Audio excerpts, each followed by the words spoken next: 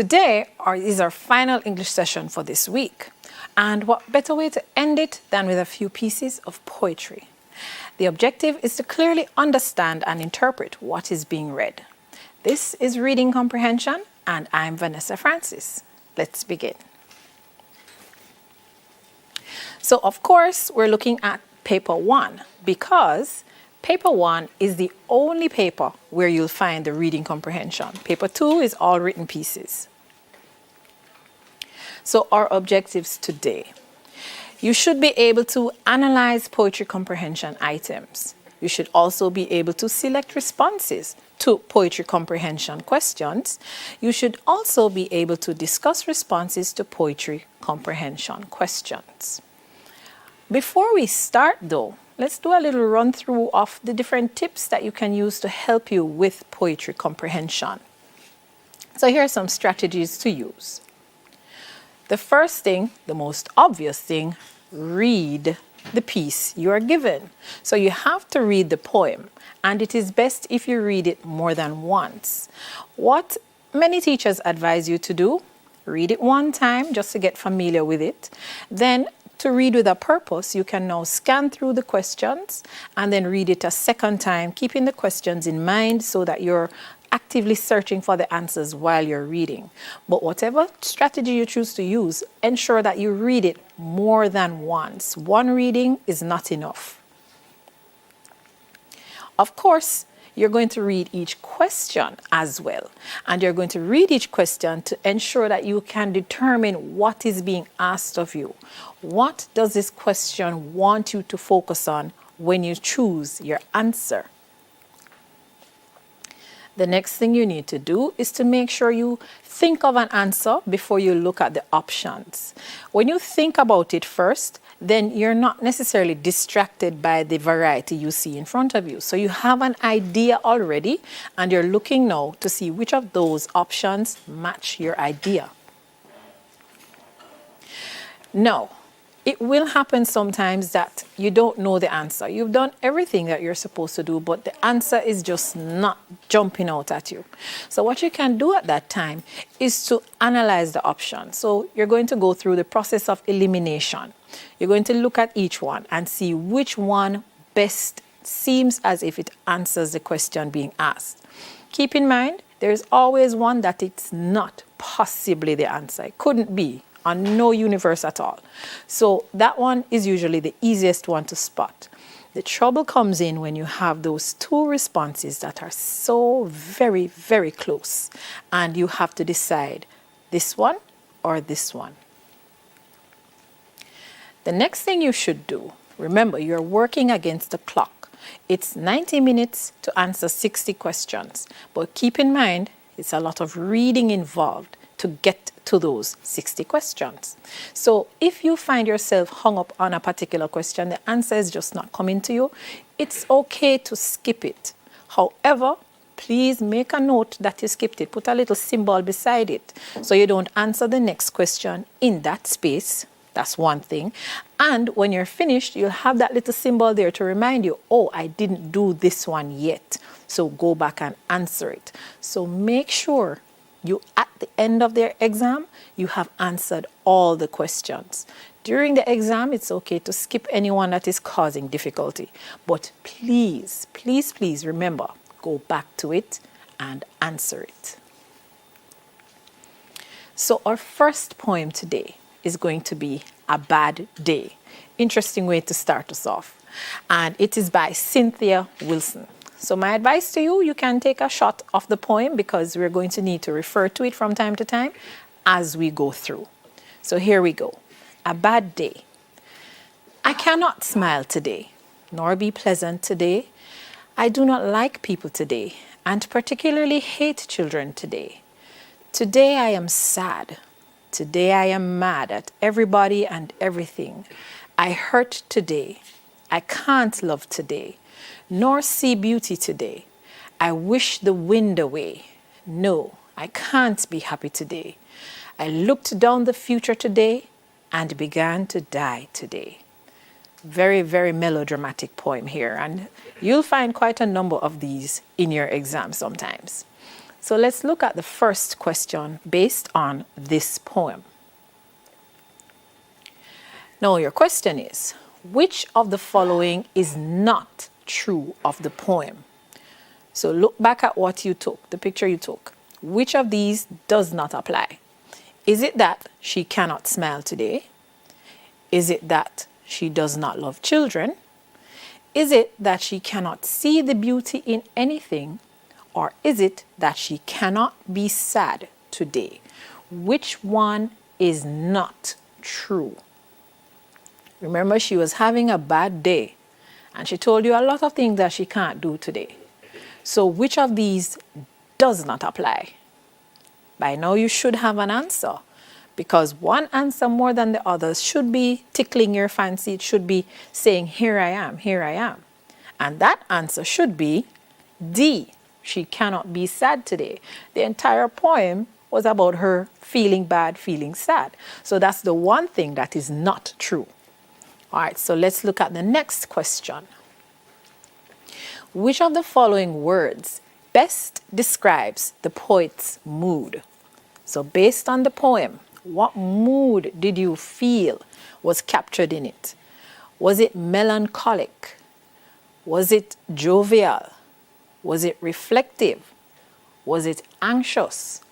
And I take this time to remind you, when you're doing practice work, always have your dictionary on hand, because you're going to see quite a number of words that you need to consult the dictionary to find out what they mean.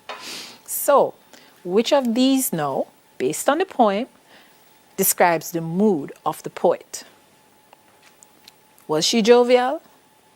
Was she melancholic, reflective, or anxious?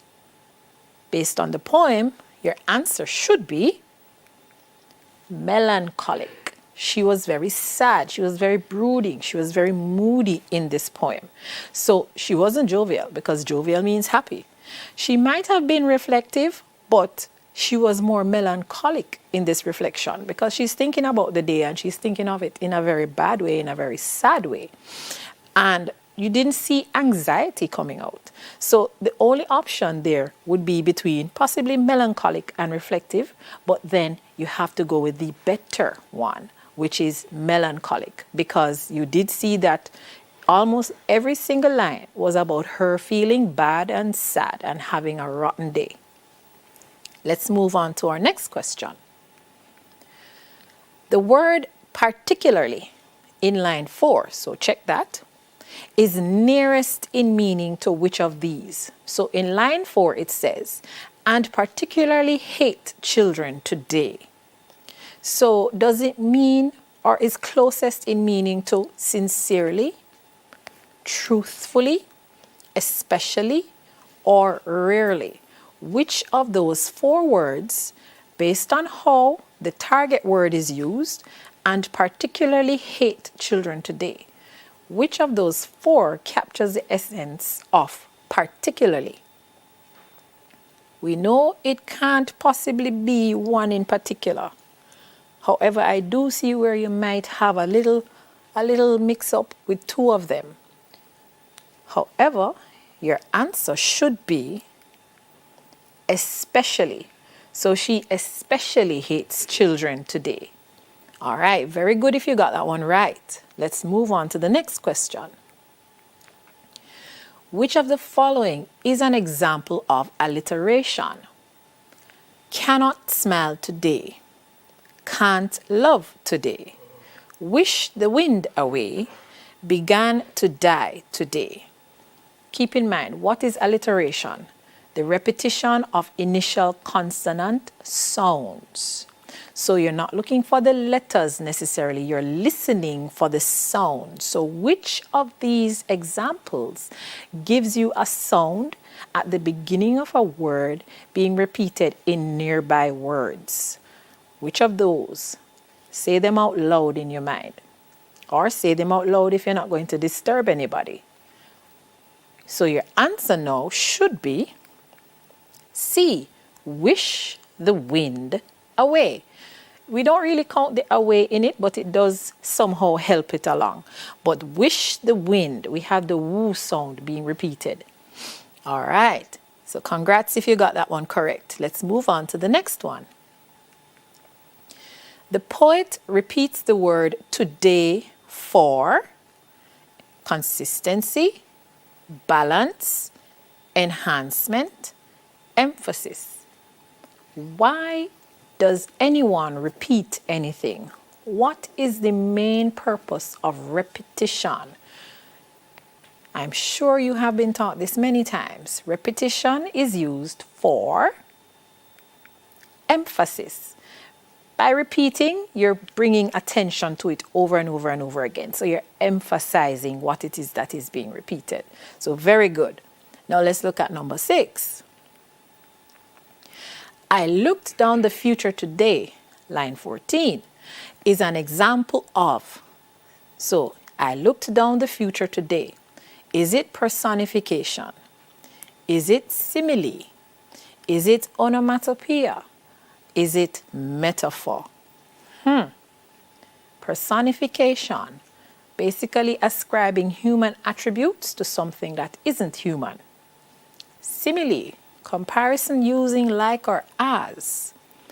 Onomatopoeia, sound words, meaning the word and the sound are basically the same, words that represent sounds. Metaphor, a comparison that ascribes one onto the other. So, what was going on in I looked down the future today?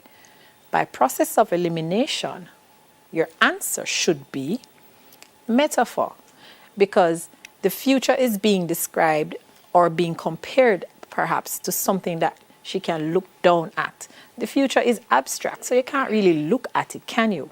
But here it is being given a more concrete situation going on.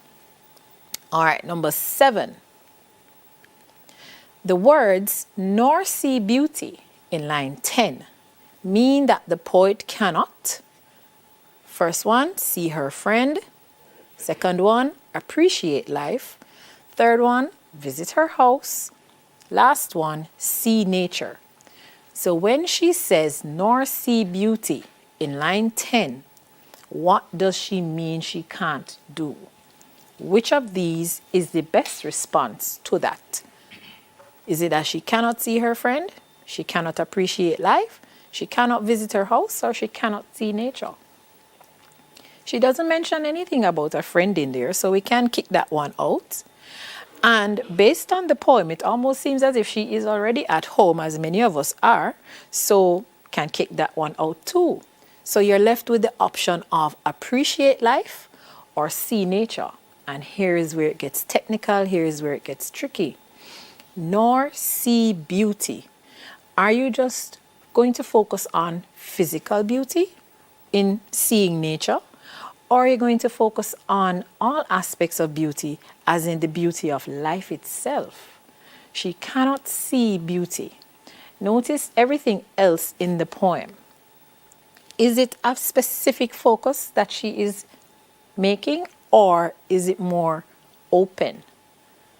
So you should know where I'm leading you by now, because nor see beauty means that she can't appreciate life. The entire poem is showing that she can't appreciate anything around her.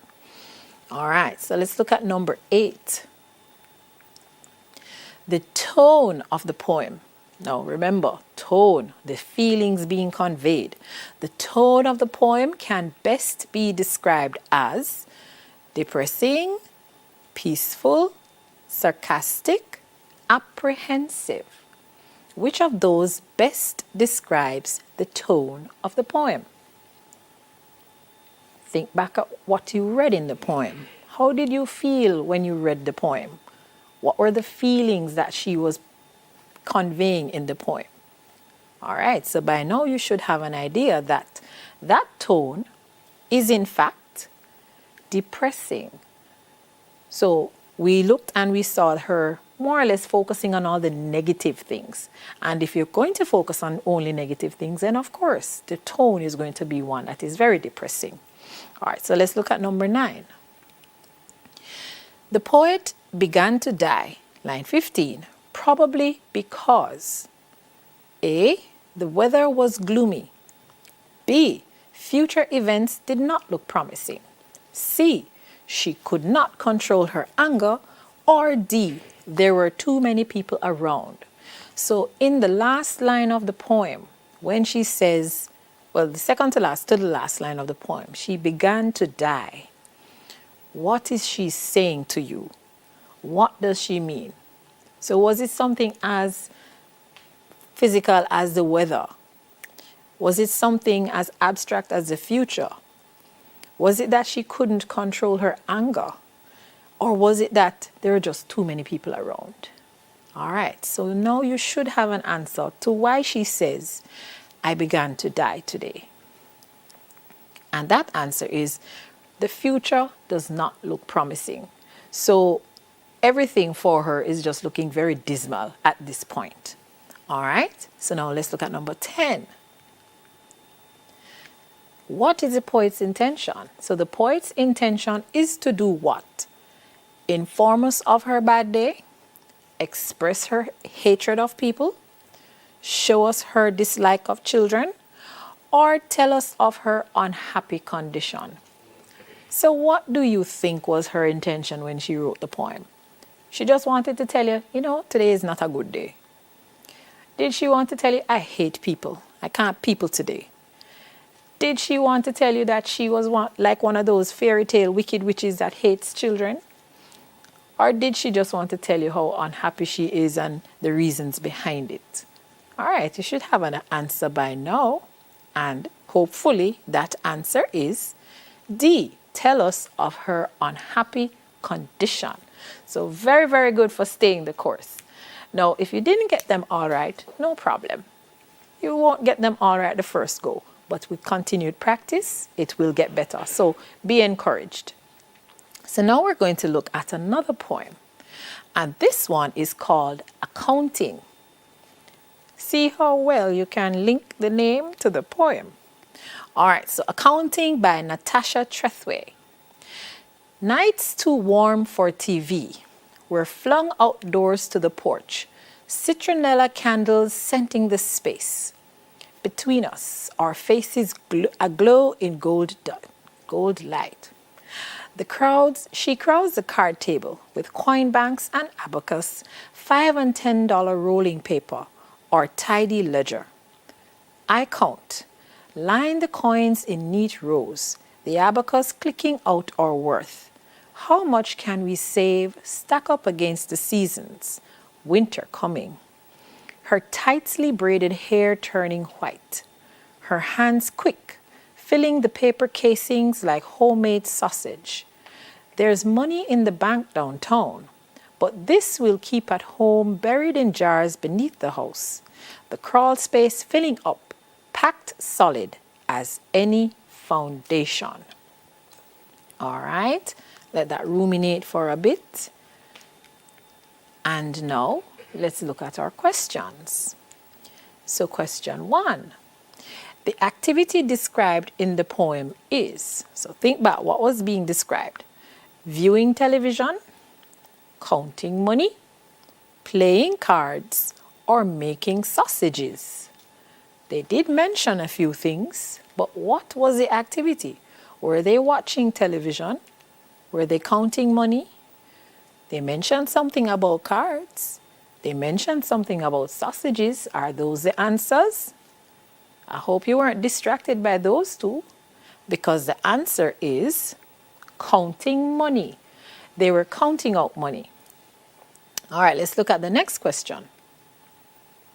She, in the poem, is most likely. So who is the she that is mentioned? What is she like? Is she extravagant? Is she miserly? Is she a mercenary? Or is she thrifty? No, this one gets tricky because there are two words there that could possibly apply to the she that is mentioned. So let's go over the options again. Extravagant, miserly, mercenary, or thrifty.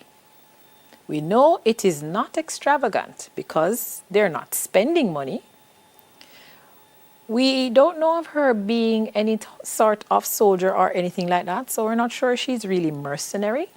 So now we're left with miserly and thrifty. Each of those is somewhat related.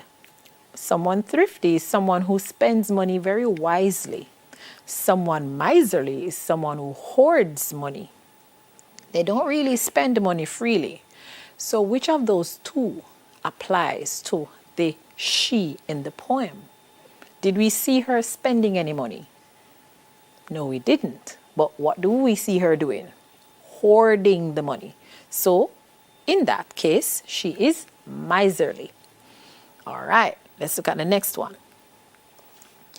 Line 3 of the poem is an example of alliteration, assonance, repetition, or euphemism.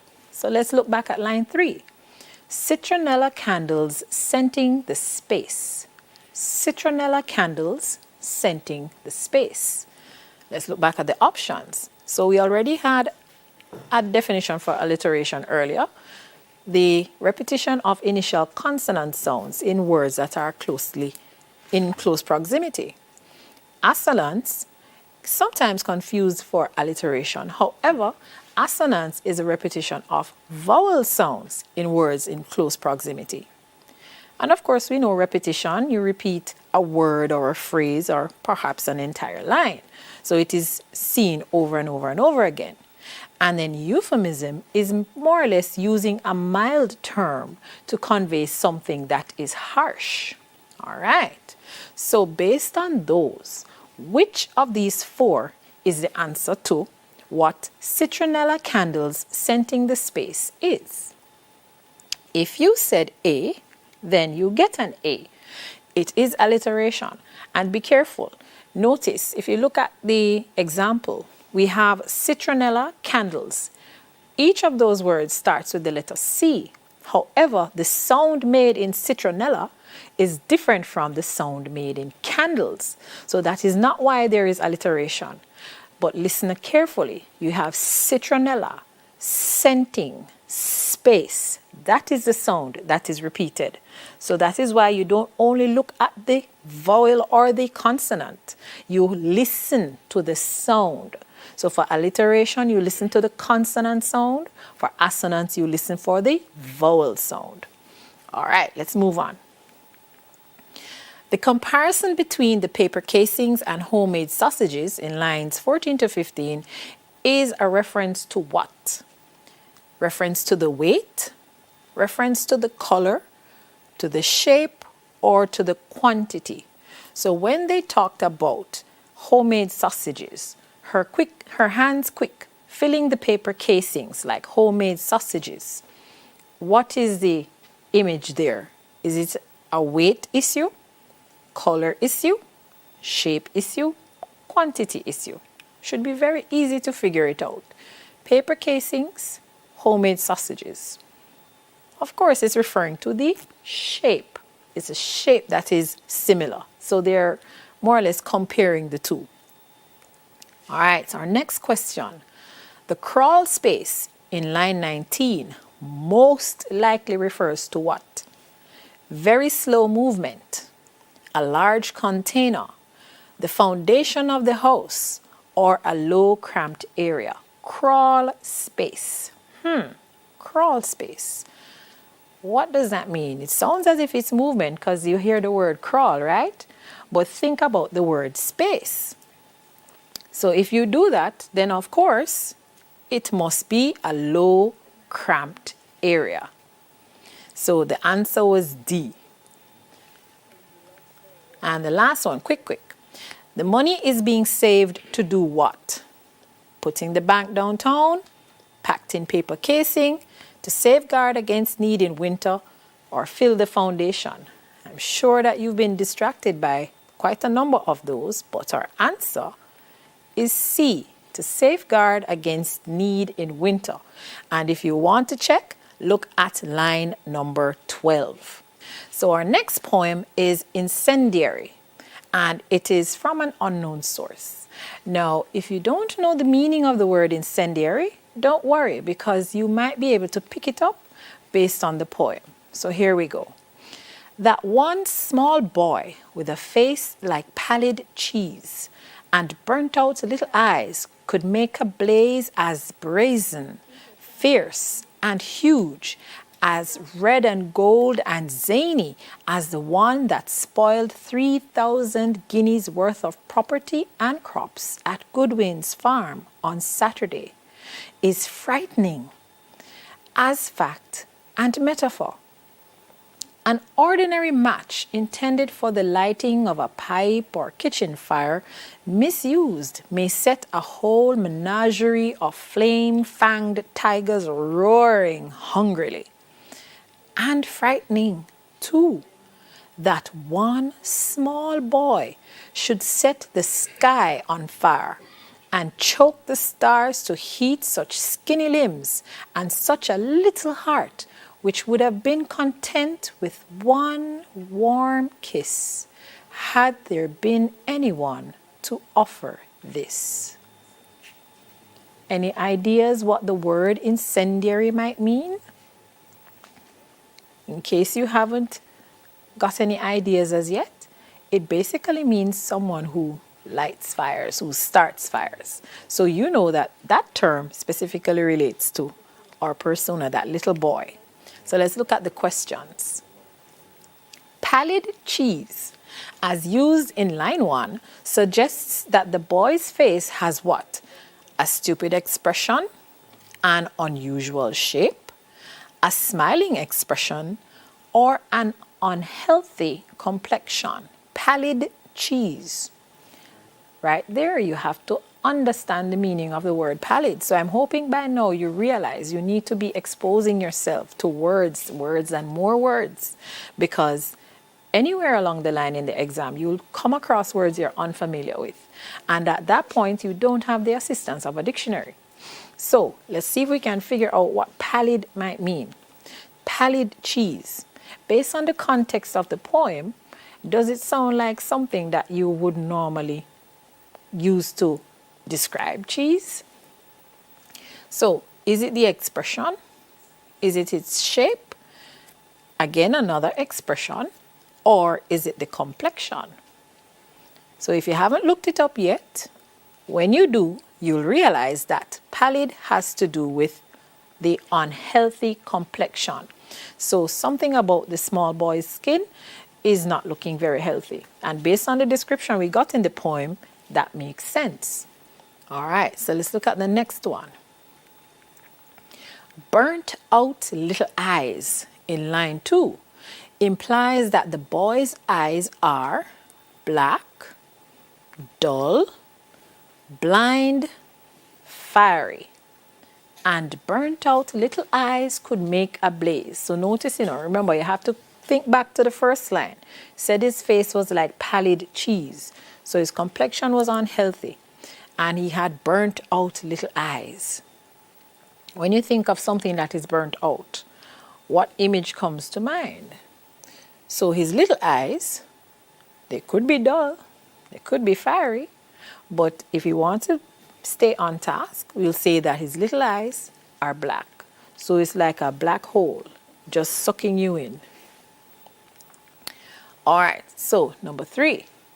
The poem suggests that the boy set fire because he needed love from the people around him, liked to watch the colorful flames, was cold and needed the warmth from the fire, or did not know the proper use of matches. Now, this is where you would have had to really carefully read the poem, because any of those could work, but only one of them is correct. So it says the poem suggests what? The poem says something to us. Yes, it describes the idea that he might not know the proper use of matches, suggests he might have been cold, suggests he might have liked watching the flames based on how wonderfully and how beautifully they were described. But the poem does suggest strongly that he needed love from people around him. Look at the last 2 lines, which would have been content with one warm kiss had there been anyone to offer this. So he set the fire because he feels unloved and he's acting out. And I'm sure many people can relate to that. Maybe not burning anything down, but we can relate to the idea of acting out. Number 4, what the poet finds frightening in lines 7 and 12 is what? The undernourished appearance of the little boy, that the fire could cause so much damage, that one small boy could cause so much damage, or how neglected the small boy was by adults. What does he find frightening in line 7? And what does he find frightening in line 12? To know that, you have to look back a little bit. So it says, we have to go back quite a bit for the line 7 one, where it's describing the whole idea that this little boy started the fire, destroyed the crops on a Saturday, and then the next time it is used now, it talks about the idea of the matches that were intended for one purpose, and because it's misused, it sets a whole menagerie of flame-fanged tigers roaring hungrily. So, why is this frightening? It's frightening because this one small boy, tiny little boy, could cause so much damage. All right, number 5. The story about the boy is mainly intended to evoke what type of feeling? So think about what we were told about the little boy. What kind of feeling did the poet want us to have? Pity for his poverty? Horror at his behavior? Disgust at his disregard for personal hygiene? Or wonder at his destructive potential? What was the poet aiming us towards? Which of these? And again, we have possibilities that could work. So you have to really look at the poem, what is said, how it is said, and then arrive at a conclusion. So hopefully your conclusion was wonder at his destructive potential. Because yes, the poet was pitiful towards his poverty. That was there. We didn't really see horror. We saw more fascination at his behavior. Because in describing the fire, it was described like somebody gazing on it in awesome wonder. And of course, we didn't really see much by way of disgust for personal hygiene, because we only got the whole idea that his complexion was unhealthy and that was it. But throughout the poem, this poet is harboring on the idea of how could such a tiny boy cause this much destruction. So it's a wonder at his potential for destruction. All right, so let's look at the next one. Which of the following is not a contrast found in the poem? So which of these is not a contrast? The pallid nature of the boy and the colorfulness of the flames. The anger of the farmer and the pleasurable feeling of the boy. The size of the boy and the size of the fire. The boy's physical strength and the destructiveness of the fire. So which of those is not being contrasted? Think about it. Which one did the poet not compare one to the other? All right. You know which answers already don't apply, you know. So it's just to find which ones do apply and then eliminate accordingly. So hopefully when you were finished with all of that, your answer was D. We did not get anything regarding the boy's physical strength. We got his size, yes. So we got the size of the child to the size of the fire. But nowhere in the poem was his strength, or lack thereof, compared to the destruction that was caused by the fire. So that is where we did not get a contrast. Everything else we could see being contrasted throughout the poem. All right, so now for our next one, which is Taste of Endless Fruit. When a single kite is left in the evening sky, I stand black against its saffron, Pulling in the night covers with a single thread, I think of you. When chickens search the warmth of a hen's wings, when bats break a calm lake like scissors on a warm fabric, where a lone fisherman waits alone on the hill, I think of you. So this one is Taste of Endless Fruit. So let that one soak in. Taste this endless fruit. All right, so here's our first question. There is a single kite, line 1, left in the sky, most likely because. So why would there be a single kite? What's the most likely reason? Because it is late, or the lone fisherman waits, or the night covers have descended, or the other kite flyers are asleep. Which of those could be the reason why there is a single kite in the sky? Should be able to figure that one out. And your answer, hopefully, is it is late. Think about it. Everyone might have been flying their kites and have now gone home. This person is still out there until there is a single kite. So you alone out there because it is basically late. Everyone has more or less gone home, left you. All right, so let's look at number 2. What aspect of the sky does the poem focus on? Now be very careful with that one. It's very easy to get the wrong answer here. So does it focus on the size of the sky, the shape of the sky, the color of the sky, or the distance of the sky? Be very careful. What does it focus on? I hope you got it right. And if you got it right, you would have chosen the color. Because if you look carefully, line 4, it says 3 to 4, and I stand black against its saffron. So your color and the color of the sky. So that is where it refers to what aspect of the sky it's focusing on. We didn't really hear anything about the vastness to tell us size. Sky does not really have a shape per se, but many people describe it as being a dome. We don't see that here. And we don't really get the idea of there being distance either. So the only aspect of the sky that is referred to in the poem is really the color. All right, so let's look at number 3. Of whom is the poet most likely thinking in the poem? So who is the I think of you that is being referred to? An artist at work, an enemy in hiding, a lonely old man, or someone that he or she loves? Again, we have some obvious ones that cannot possibly be the answer. So when you kick those out, what are you left with?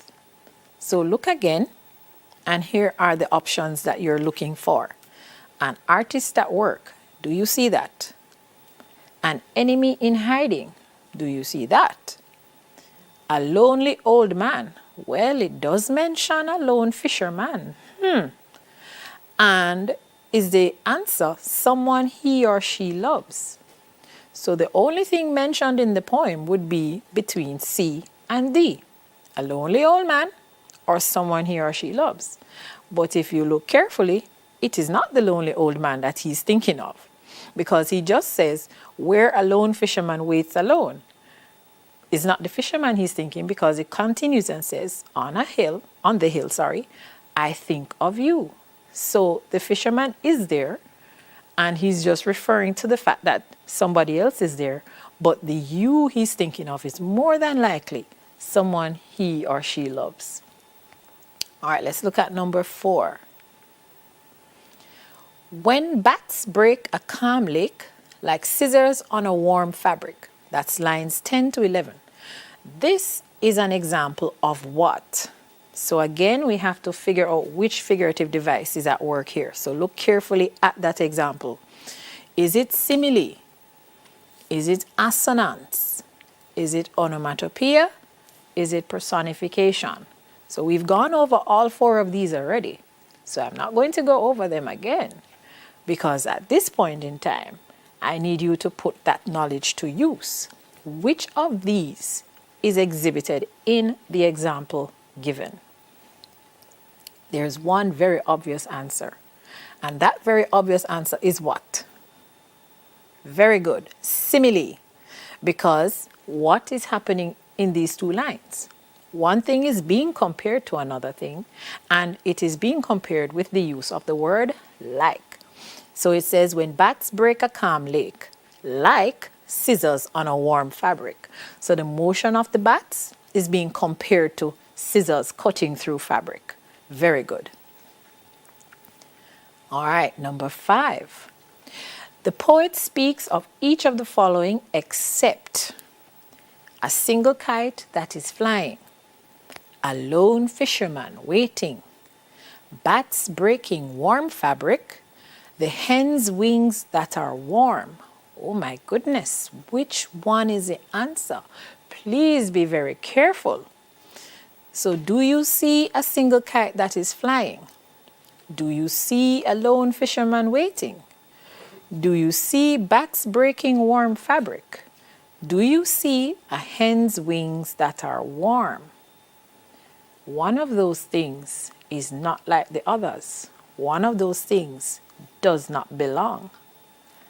Did you figure out which one? I hope you are paying close attention to the fact that it would be C, because in the poem it doesn't say bats were breaking warm fabric. It said nothing of the sort. What it did say is that the bats break a calm lake like scissors on a warm fabric. So that was the answer, C. Let's move on now to number 6. Which of the following literary devices is used in line 4?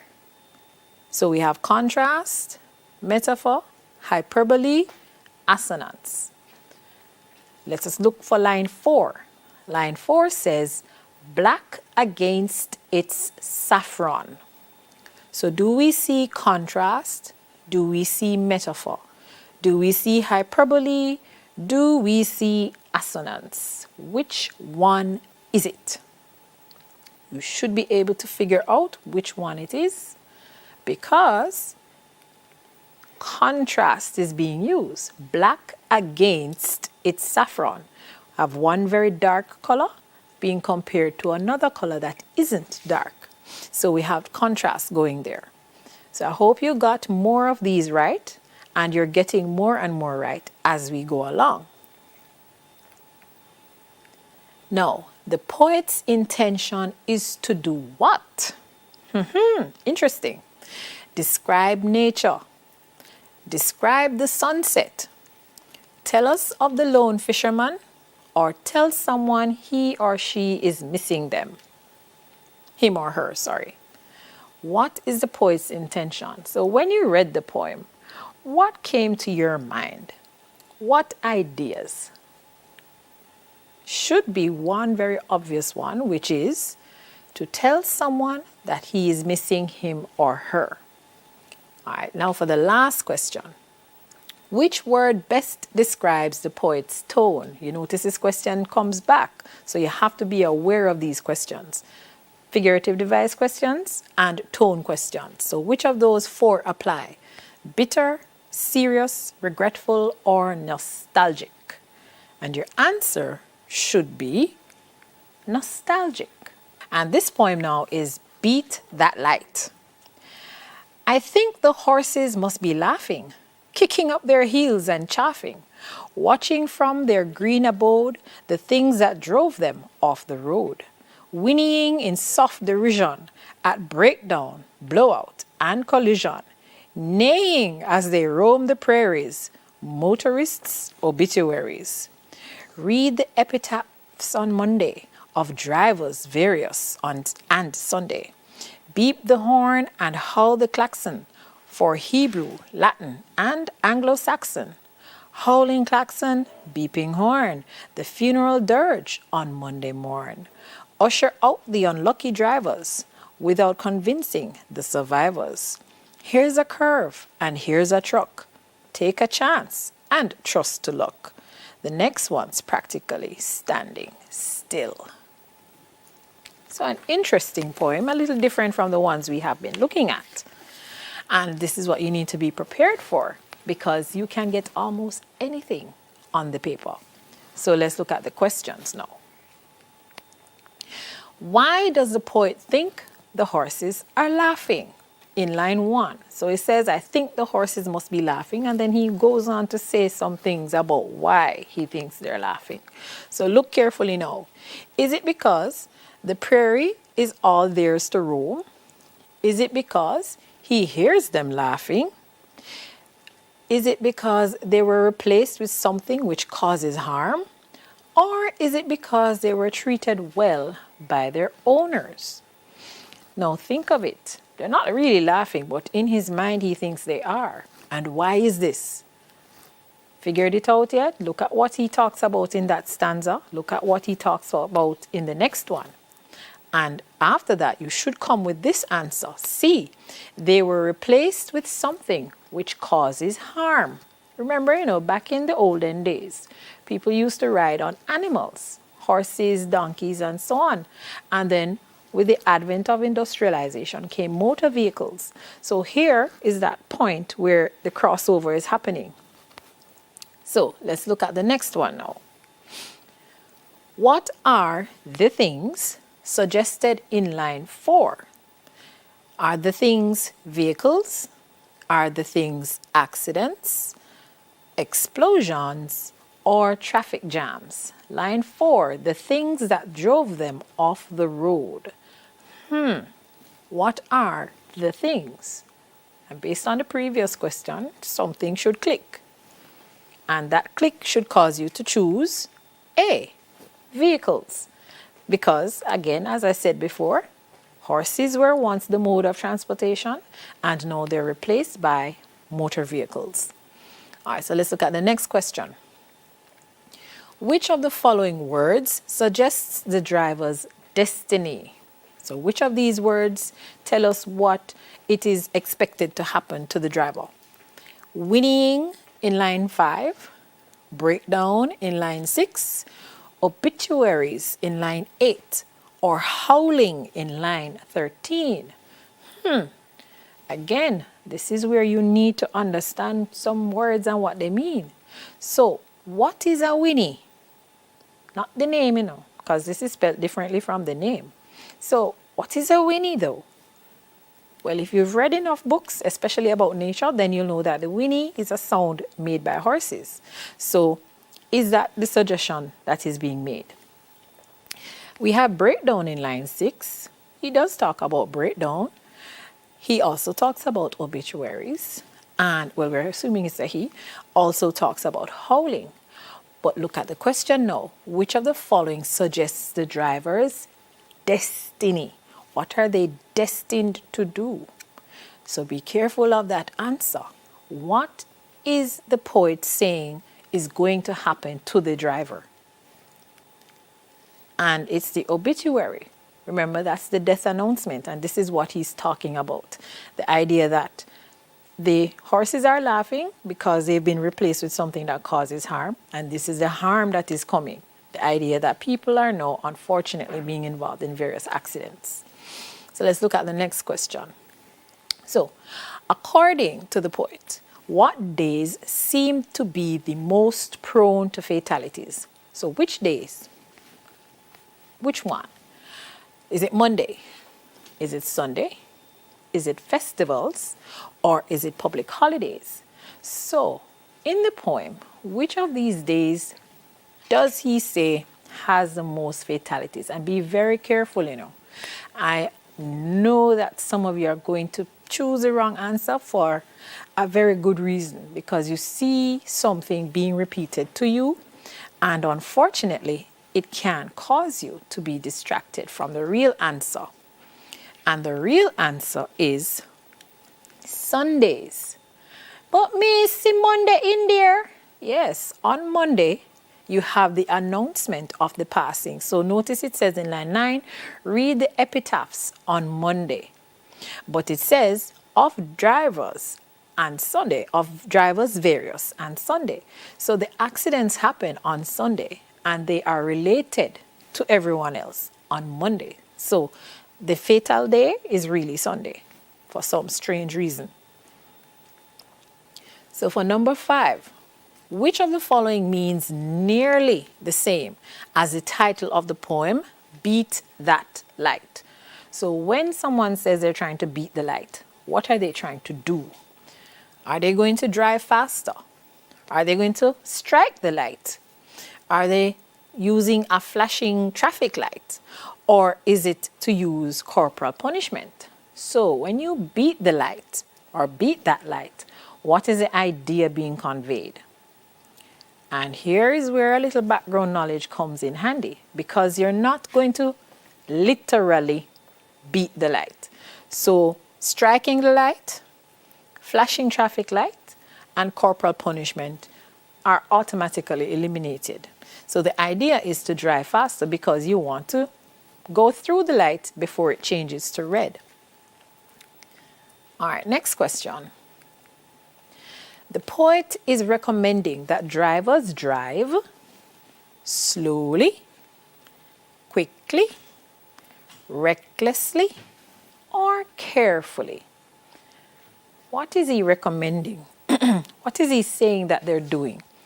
What does he suggest that they're doing?